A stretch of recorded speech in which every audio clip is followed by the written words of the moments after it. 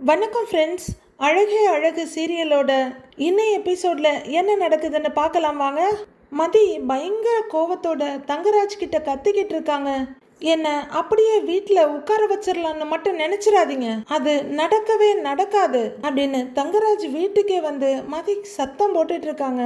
ஒரு பொம்பளை இப்படியா கத்துறது, என் பையனை கை நீட்டி பேசுறது அப்படின்னு தங்கராஜோட அம்மா அவருக்கு சப்போர்ட்டுக்கு வர்றாங்க. நீங்க கத்தல, நான் கத்துனா மட்டும் உங்களுக்கு குத்தமா அப்படின்னு மதி அனல் பறக்கிற கண்களோட அவங்க அம்மாவை கேட்டுட்டு அப்படியே தங்கராஜ் பக்கம் திரும்புறாங்க.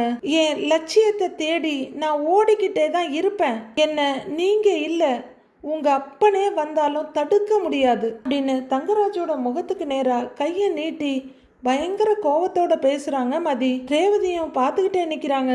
தங்கராஜ் அப்படியே அதிர்ந்து அசந்து போய் நிக்க அவங்க அம்மா ஆன்னு வாயை பொழந்து பார்த்துக்கிட்டு இருக்காங்க. பேசுற மதி கோவமா அங்கிருந்து கிளம்பி போயிடுறாங்க. ஏண்டா இப்படி ஒரு வாயாடிய நான் உலகத்திலேயே பார்த்தது இல்லடா, என்ன பேச்சு பேசிட்டு போறா, கொஞ்சம் கூட மட்டு மரியாதை இல்லாம இவளையெல்லாம் எப்படிதான் வளர்த்தாங்களோ தெரியல அப்படின்னு தங்கராஜோட அம்மா சொல்லிட்டு இருக்காங்க. தங்கராஜ் அப்படியே உறைஞ்சு போய் நிக்கிறாரு. ஐயோ, இதுக்கு இவர் என்னெல்லாம் ஆட போறாருன்னு தெரியலையே அப்படின்னு ரேவதி பார்த்துட்டு இருக்க.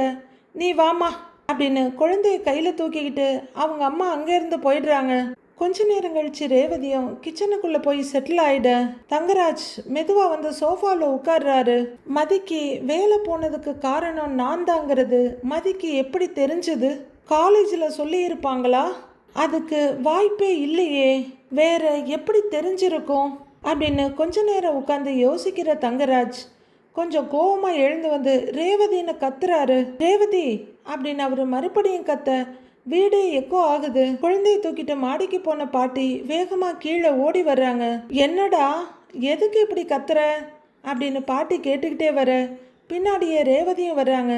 என்ன ஆச்சு அப்படின்னு பாட்டி கேட்க என்னங்க அப்படின்னு ரேவதி வந்து நிற்கிறாங்க. அதுக்கு வேலை போன விஷயம் நான் சுரேஷ் கிட்ட கூட சொல்லலை, எனக்கும் அந்த கரஸ்பாண்டன்ட்டுக்கும் மட்டும்தான் தெரியும், வேற யாருக்குமே தெரியாது அப்படின்னு தங்கராஜ் சொல்ல ரேவதி திருன்னு முழிக்கிறாங்க. டேய், அரை மணி நேரத்துக்கு முன்னாடி சொன்னியடா, எனக்கு கூட தெரியுமே அப்படின்றாங்க பாட்டி. கரெக்டு, அரை மணி நேரத்துக்கு முன்னாடி நாம பேசின விஷயம் மதிக்கு எப்படி தெரிஞ்சு அவ இங்க வந்து கத்துறா, அப்படின்னா என்ன அர்த்தம் அப்படின்னு நிறுத்தி நிதானமா கேட்கிறாரு தங்கராஜ். என்ன அர்த்தம்? நான் அந்த வாயாடிக்கிட்ட சொல்லிட்டேன்னு நினைக்கிறியா அப்படின்னு பாட்டி கேட்க, இல்லம்மா, நம்ம வீட்டுல பேசின விஷயத்த வேற யாரோ அவகிட்ட சொல்லி இருக்காங்க அப்படிங்கிற தங்கராஜ் ரேவதிய பார்க்க அவங்க திருன்னு முழிக்கிறாங்க. அவங்கள ஒரு ஆழமான பார்வை பார்த்துட்டு நீதான் அவகிட்ட சொன்னியான்னு கேக்குறாரு. நான் எங்க சொல்ல போறேன்றாங்க ரேவதி. உண்மைய சொல்லு அப்படின்னு தங்கராஜ் கத்த, இல்லைங்க, எனக்கே மதி சொல்லி தாங்க இந்த விஷயமே தெரியும், அப்புறம் எப்படி நான் மதிக்கிட்ட சொல்லுவேன்றாங்க ரேவதி. பொய் சொல்லாத ரேவதி, பொய் சொல்லாத.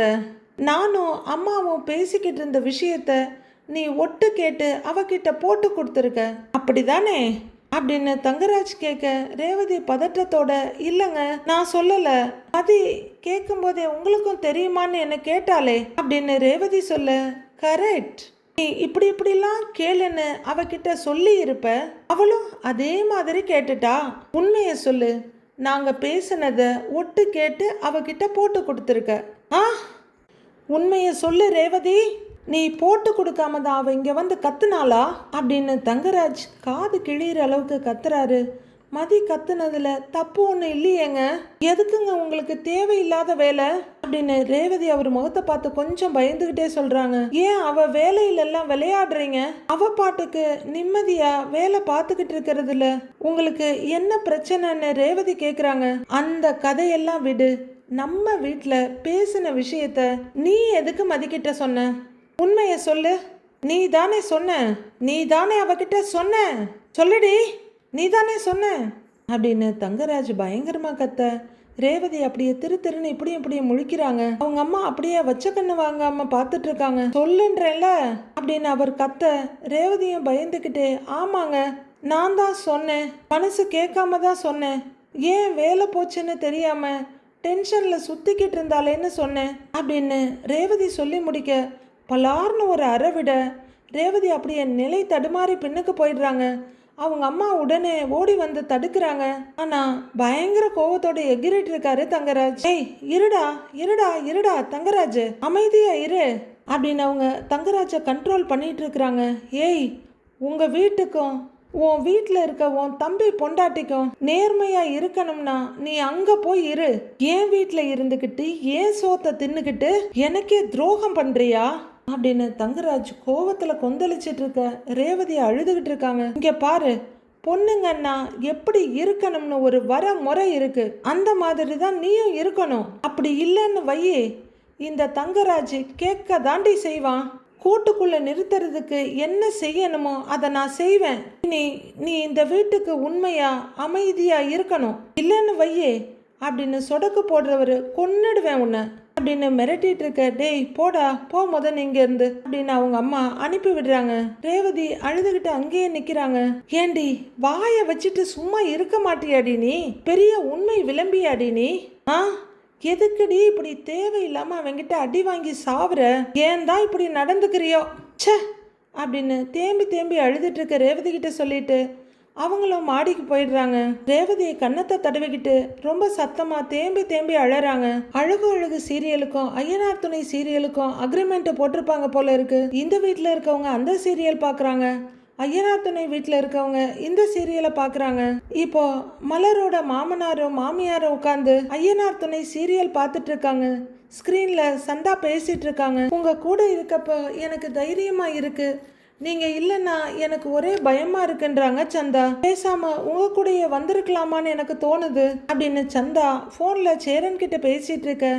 கிச்சன்ல மலர் தவிப்போட நிக்கிறாங்க. மதி அப்படியே பயங்கர கோவமோ வேகமா நடந்து வந்துட்டு இருக்காங்க. அந்த வேகத்துல அவங்க வாசப்படியில நிக்க இவங்க 2 பேரும் ஸ்கிரீன் பாக்குறத விட்டுட்டு அவங்கள பாக்குறாங்க. அவங்க வேகமா கிச்சனுக்குள்ள நுழைய போக நீ எங்க போயிட்டு வரேன்னு கேக்குறாங்க அவங்க மாமியார். வேலை விஷயமா ஒருத்தரை பார்க்க போயிட்டு வந்த அப்படின்னு மதி சொல்ல, வெளியே போகும்போதெல்லாம் எங்க போறேன்னு சொல்லிட்டு போக மாட்டியா நீ அப்படின்னு அவங்க கேட்க, இனிமே சொல்லிட்டு போறேன்னு எரிச்சலா சொல்றாங்க மதி. அதே வேகத்தோட அவங்க திரும்பி உள்ளர போக கூட வந்து நின்ன மலரும் அவங்க கூட சேர்ந்து போறாங்க.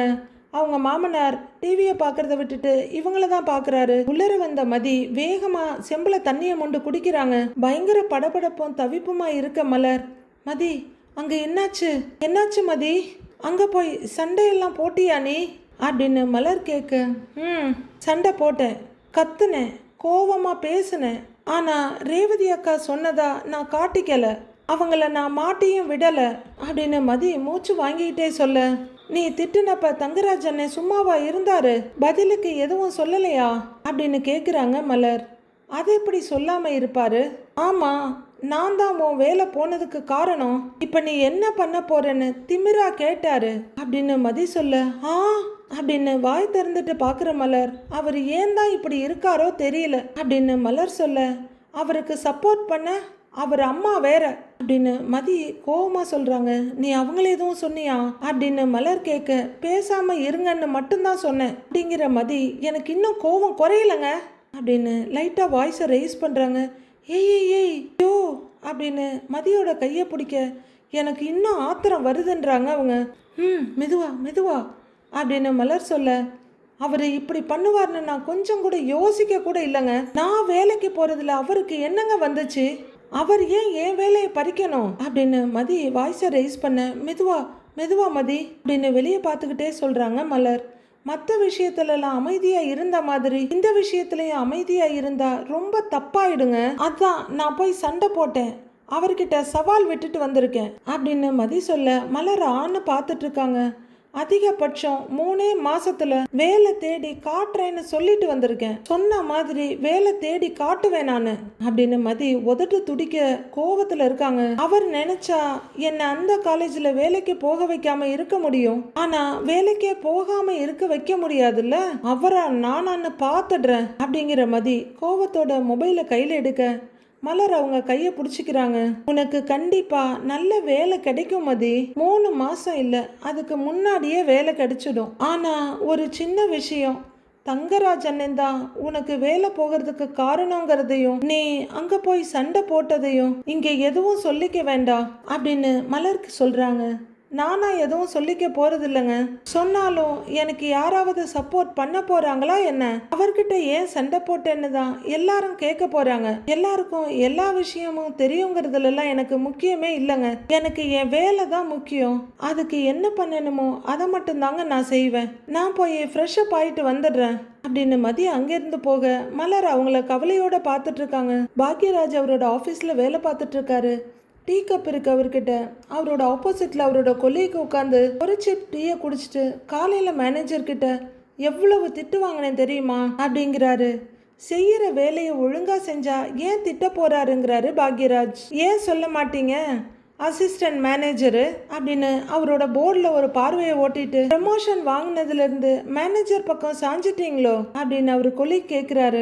அப்படியெல்லாம் ஒன்றும் இல்லைன்னு சொல்லி சிரிச்சுக்கிட்டே வேலையை பார்க்குறாரு பாக்யராஜ். பாக்யராஜ் எதையோ யோசிச்சுட்டு இருக்க புதுசாக ஒருத்தர் வேலைக்கு வந்திருக்காருல்ல, அவரையும் மேனேஜர் படாத பாடு படுத்துறாரு. கவனிச்சிங்களான்னு கேட்குறாரு. பாக்யராஜ் ஏதோ ரொம்ப யோசனையில் தன்னை மறந்து உட்கார்ந்துருக்காரு. பாக்யராஜ் அப்படின்னு அவர் கூட்டு பார்க்க அவர்கிட்ட நோ ரியாக்ஷன். பாக்யராஜ் அப்படின்னு அவர் முகத்து முன்னாடி கையை ஆட்டி பார்க்குறாரு இவரு. என்ன அப்படின்னு அவர் கேட்க, இந்த உலகத்துல தான் இருக்கீங்களா அப்படின்னு அவர் கொலை கேட்க, இல்லை டக்குன்னு வேற ஏதோ யோசனைங்கிறாரு பாக்யராஜ். அப்படின்னு அவர் பார்க்க, சரி நீங்க என்ன சொல்லிக்கிட்டு இருந்தீங்கன்னு பாக்யராஜ் கேட்குறாரு. மேனேஜரு புதுசா வந்தவரை படாத பாடு படுத்திட்டு இருக்காருன்னு சொல்ல வந்த. சரி நீங்க பாருங்க, நான் போய் வேலையை பார்க்குறேன்னு அவர் எழுந்திருக்க. அப்படின்னு தலையாட்டுற பாக்யராஜ், எதுக்கு இப்ப திடீர்னு நம்மளுக்கு ரேவதி நினைப்பு வருது அப்படின்னு யோசிக்கிறவர் மொபைல் எடுக்கிறாரு. ரேவதி அவங்க பெட்ரூம்ல போய் கீழே உட்காந்து காலை கட்டிக்கிட்டு அழுதுட்டு இருக்கிறாங்க. மொபைல் ரிங்காக எடுத்து பார்க்குறாங்க. ஐயோ அண்ணே அப்படிங்கிற ரேவதி கண்ணை வேக வேகமாக துடைக்கிறாங்க. கால் அட்டன் பண்ணி அண்ணன்னு சொல்ல, என்ன பண்ணுறன்றாரு அவரு. வீட்டில் தானே இருக்கேன் அப்படின்னு ரேவதி சொல்ல, நீ நல்லா இருக்கல்லன்னு கேட்குறாரு அவரு. வந்து விசும்பலை கண்ட்ரோல் பண்ணிக்கிட்டு, நான் நல்லா இருக்கேன்னு ஏன் கேட்குறேன்னு படபடப்பா கேட்குறாங்க ரேவதி. இல்லை எனக்கு என்னமோ தோணுச்சு. ஆமா ஏன் உன் குரல் ஒரு மாதிரி இருக்கு அப்படின்னு பாக்யராஜ் கரெக்டாக கேட்டுடுறாரு. ரேவதிக்கு அழுகையை கண்ட்ரோல் பண்ண முடியல. கஷ்டப்பட்டு கண்ட்ரோல் பண்ணிக்கிட்டு, அதெல்லாம் ஒன்றும் இல்லைண்ணே, நான் வேலையா இருக்கேன், நான் அப்புறம் பேசவான்னு அவசரமாக கேட்குறாங்க. அவங்க காதுல இருந்து ஃபோன் எடுக்க போக, ஹலோ ஹலோ ஹலோ வைக்காத அப்படிங்கிறவரு, பேங்க்ல வேலை பார்த்துக்கிட்டு இருந்தேன், திடீர்னு உன் ஞாபகம் வந்துச்சு, உனக்கு ஏதோ பிரச்சனைங்கிற மாதிரி எனக்கு தோணுச்சு, அதான் ஃபோன் பண்ணினேன் அப்படின்னு பாக்யராஜ் சொல்ல, அண்ணனோட உள்ளுணர்வையும் அவரோட பாசத்தையும் நினைச்சு ரேவதிக்கு கதறலா இருக்கு.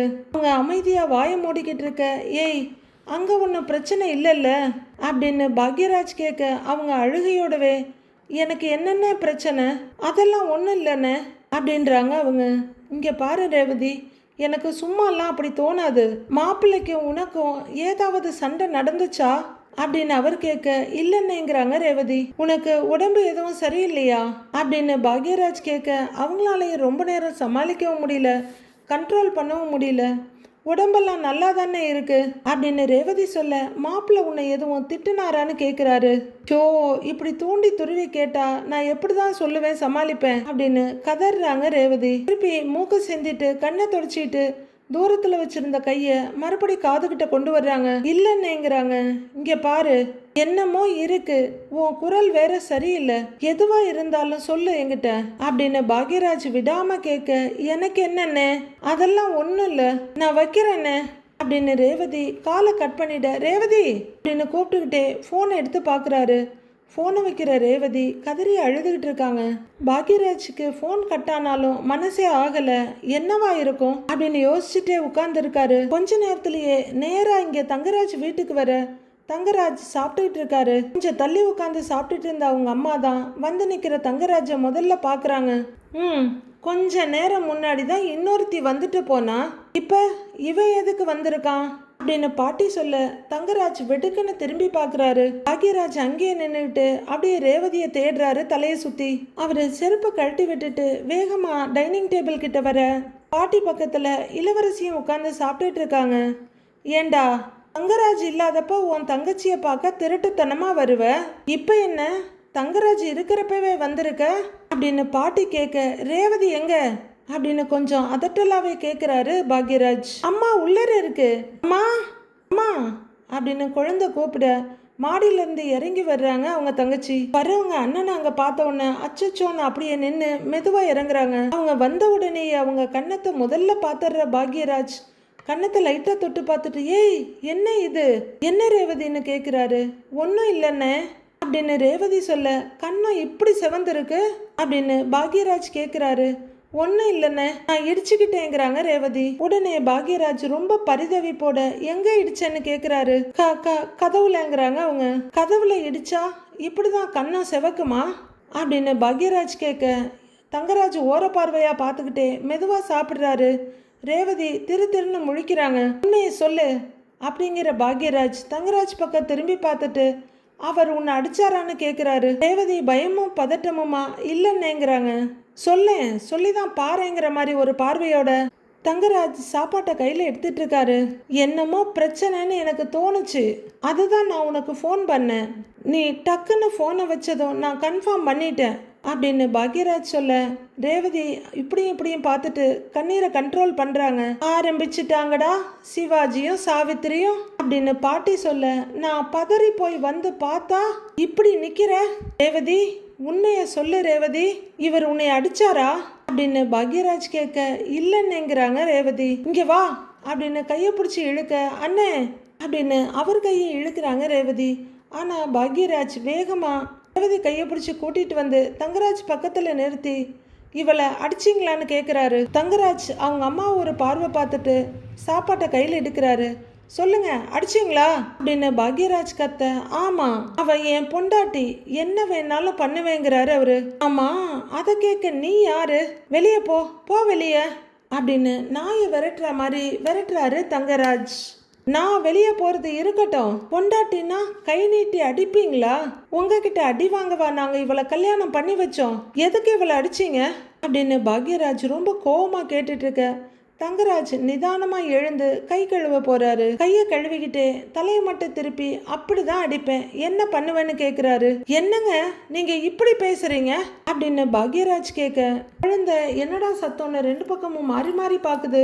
நிதானமா வந்து கையை தொடைக்கிறவரு, எனக்கு கல்யாணம் பண்ணி கொடுத்தா எனக்கு உண்மையால இருக்கணும், என் பக்கம் தானே நிக்கணும் அப்படின்னு அவர் சொல்ல, வேற யார் பக்கம் நின்ன அவ அப்படின்னு கேட்குறாரு பாக்யராஜ். இவ்வளவு டார்ச்சரையும் அனுபவிச்சுக்கிட்டு இன்னமும் நீங்க அடிச்சத சொல்லாம தானே இருக்கிறா, உங்க பக்கம் தானே நிக்கிறா அப்படின்னு பாக்யராஜ் ரொம்ப கோவப்படுறாரு. இத்தனை நாளா குட்ட குனிஞ்சு போயிட்டு இருந்தவரு மண்புழுவியே குத்திக்கிட்டே இருந்தா அது சரக்குன்னு ஒரு நாள் திரும்ப செய்யுன்ற மாதிரி கட்சிக்கு ஒண்ணு இப்ப சீறி பாய ஆரம்பிச்சிட்டாரு. நீ என்னடா டார்ச்சர் அது இதுங்கிற, இவ்வளோ பெரிய வீடு, வெளியே போக வர வண்டி, இதெல்லாம் உன் கண்ணுக்கு டார்ச்சரா தெரியுதான்றாங்க பாட்டி. வீடும் வண்டியும் மட்டும் இருந்தா போதுமா, சந்தோஷமா இருக்க வேண்டாமா அப்படின்னு பாக்யராஜ் கோவத்துல கத்திக்கிட்டு இருக்க, அண்ணே வேணாண்ணே விடுண்ணே அப்படின்னு ரேவதி கெஞ்சிக்கிட்டு இருக்காங்க. என்ன அண்ணனுக்கு ஃபோன் பண்ணி அடிச்சிட்டான்னு சொல்லிட்டு இப்ப என்ன நாடகம் போடுறியா அப்படின்னு பாட்டி கேட்க, ரேவதி அழுதுகிட்டே நான் அண்ணன்கிட்ட எதுவும் சொல்லலைன்றாங்க. அப்புறம் எப்படி இவன் வந்தான் அப்படின்னு பாட்டி கேட்க, எப்படியோ வந்தேன், உங்க பையன் என் தங்கச்சியை அடிக்கும்போது பார்த்துக்கிட்டு சும்மா நின்னீங்களா அப்படின்னு பாட்டிக்கிட்டையும் எகிர்றாரு பாக்யராஜ். தங்கராஜ் முறப்பா அவரை பார்த்துட்டு இருக்க, எதுக்கு என் தங்கச்சி அடிச்சிங்க, எதுக்கு அடிச்சிங்க அப்படின்னு பயங்கர கோவத்தோட நெஞ்ச நிமித்திட்டு போறாரு. அண்ணே வேண்டாண்ணே அப்படின்னு ரேவதி அவங்கள பின்னுக்கு இழுக்கிறாங்க. ஏய் போடா பின்னாடி, இன்னொரு வார்த்தை பேசினா பல்லு கிள்ளெல்லாம் கழண்டுடும், வெளியே போடா அப்படிங்கிறாரு தங்கராஜ். அண்ணே நீ வீட்டுக்கு கிளம்புனேங்கிறாங்க ரேவதி அழுகையோட. உன்னை கை நீட்டி அடிச்சிருக்காரு ரேவதி அப்படின்னு பாக்யராஜ் கத்த, ஏய் இதுக்கு மேல ஒரு வார்த்தை பேசுன நான் உன்னையும் அடிப்பேன்றாரு தங்கராஜ். எங்க அடிங்க பார்க்கலாம் அப்படின்னு சீறிக்கிட்டு வந்து நிற்கிறாரு பாக்யராஜ். அண்ணேன்னு ரேவதி அவரை பின்னுக்கு இழுத்துக்கிட்டே இருக்காங்க. விடு ரேவதி, எப்படி ரேவதியை கை நீட்டி அடிக்கணும்னு தோணுச்சு உங்களுக்கு, கண்ணம்லாம் வீங்கி செவந்து போயிருக்கு அப்படிங்கிற பாக்யராஜ். என்ன நடந்தது ரேவதி சொல்லு இப்போன்னு கேட்குறாரு. ஒன்றும் இல்லைண்ணே அப்படின்னு ரேவதி அழுதுகிட்டே சொல்ல, ஓ அடித்த விஷயத்த சொன்ன உனக்கு எதுக்கு அடி விழுந்துச்சுன்னு சொல்ல முடியலையோ, அது எப்படிடி அது, இங்க எந்த ஒரு விஷயம் நடந்தாலும் உடனே ஃபோன் பண்ணி சொல்லிடுற அப்படின்னு தங்கராஜ் கேட்க, நான் ஃபோன் பண்ணலன்றாங்க ரேவதி. அப்படின்னு அவர் பார்த்துட்டு இருக்க, என் தங்கச்சிக்கு ஏதோ பிரச்சனைன்னு எனக்கு தோணி நானா தான் ஃபோன் பண்ணேங்கிறாரு பாக்யராஜ். ஓ அப்படின்னு இப்ப அவரு பாக்யராஜை பார்க்க இவ குரல் ஒரு மாதிரி இருந்துச்சு. நானா தான் கிளம்பி இங்க வந்தேன். என் தங்கச்சி நல்லா இருக்காளா இல்லையான்னு இவ சொல்லாமலே கண்டுபிடிக்க முடிகிற அளவுக்கு இருக்கிற அண்ணன் தான் நானு அப்படின்னு பாக்யராஜ் சொல்ல, ஆமா ஆமா ரொம்ப பெருமைதான் அப்படிங்கிறாங்க பாட்டி. என்ன மாப்பிள்ளங்கிற திமிரா? என்ன பண்ணினாலும் யாரும் கேட்க மாட்டாங்கன்னு நினைச்சிட்டு இருக்கிறீங்களா அப்படின்னு பாக்யராஜ் கோவமா கேட்க, ஏய் இப்ப எதுக்கு பெரிய இவன் மாதிரி இங்க வந்து நின்று கத்திக்கிட்டு இருக்கிற? வெளியே போடாங்கிறாரு தங்கராஜ். நான் போக தான் போறேன். உங்க வீட்டுல எனக்கு என்ன வேலை? நான் இப்பவே கிளம்புறேன். ஆனா நான் மட்டும் தனியா போகல, ரேவதியையும் கூட்டிக்கிட்டு போறேன் அப்படின்னு பாக்யராஜ் சொல்ல, எங்கடா அவளை கூப்பிடுற அப்படின்னு பாட்டி கேக்குறாங்க. எங்க வீட்டுக்கு. ரேவதி நீ வா போலாங்கிறாரு அவரு. நான் எங்கேயும் வரலன்னு நீ போனேங்கிறாங்க ரேவதி. சொல்றத கேளு ரேவதி, நீ என் கூட வா அப்படின்ற பாக்யராஜ் வேகமா போய் குழந்தைய கையில தூக்குறாரு. மாமா அப்படின்னு குழந்தை அவர்கிட்ட தாவ, டேய் டேய் குழந்தைய விடுறாங்க அப்படின்னு பாட்டி கூப்பிடுறாங்க. ரேவதி உன்னை கிளம்புன்னு சொல்றேன்ல, யாருக்கிட்டையும் அடி வாங்கி சாகிறதுக்கெல்லாம் என் தங்கச்சிய கல்யாணம் பண்ணி கொடுக்கல, நீ வா ரேவதின்னு கத்துறாரு பாக்யராஜ். ஏய் ரேவதி குழந்தைய அவங்கிட்ட இருந்து வாங்கிக்கிட்டு நீ உள்ளர போங்கிறாரு தங்கராஜ். ரேவதி அழுகையோட அண்ணனை பார்த்துட்டு இருக்க, உள்ளரெல்லாம் போகாத ரேவதி அப்படிங்கிறவரு தங்கராஜ் பக்கம் திரும்பி, அடிச்சு நீங்க கொடுமைப்படுத்தி சித்திரவதை பண்ணுவீங்க, எல்லாத்தையும் தாங்கிக்கிட்டு ரேவதி இங்க இருக்கணுமா? இவளுக்கு என்ன யாரும் இல்லைன்னு நினைச்சிட்டு இருக்கீங்களா? நீ வா நம்ம வீட்டுக்கு போலாம் அப்படின்னு பாக்யராஜ் கத்திட்டு இருக்க. ஏய் இதுதான் அவ வீடு, அவ இங்கதான் இருப்பா, ரேவதி உள்ளர போன்னு அப்படின்னு தங்கராஜ் சொல்றாரு. இவ சந்தோஷமா இல்லாத இடம் இவ வீடே இல்ல. எங்க அப்பா அம்மா உங்களை தலை மேல தூக்கி வச்சுட்டு ஆடுறாங்களேன்னுலாம் நான் யோசிக்க மாட்டேன். இவளை கூட்டிக்கிட்டு நான் போய்கிட்டே இருப்பேன். ஒவ்வொரு தடவையும் நீங்க ஏதாவது பண்ணும்போது நான் அமைதியா இருக்கிறதுக்கு ஒரே காரணம் ரேவதி மட்டும்தான். நான் ஏதாவது சொல்லி ரேவதி கஷ்டப்படக்கூடாதுன்னு தான் இவ்வளவு நாள் பேசாம இருந்தேன். இப்ப நீங்க ரேவதியவே கஷ்டப்படுத்துறீங்க. இனியும் நான் ஏன் பேசாம இருக்கணும்? நான் ஏன் பொறுமையா இருக்கணும்? ரேவதி நீ வா அப்படின்னு பாக்யராஜ் கத்த, இப்போ தங்கராஜும் வாய்ஸை ரைஸ் பண்ணி, ரேவதி உன்னை உள்ள போன்னு சொன்னேன் அப்படிங்கிறாரு. இப்ப நீ வரப்போறியா இல்லையா அப்படின்னு இந்த பக்கம் பாக்யராஜ் கத்துறாரு. ரேவதி அழுகையோட நிக்கிறாங்க. அடுத்து என்ன நடக்க போகுதுன்னு நம்மளுக்கு ப்ரோமோவில் சொல்லிட்டாலும் நாளை எபிசோட்ல விலாவாரியா பார்க்கலாம் ஃப்ரெண்ட்ஸ்.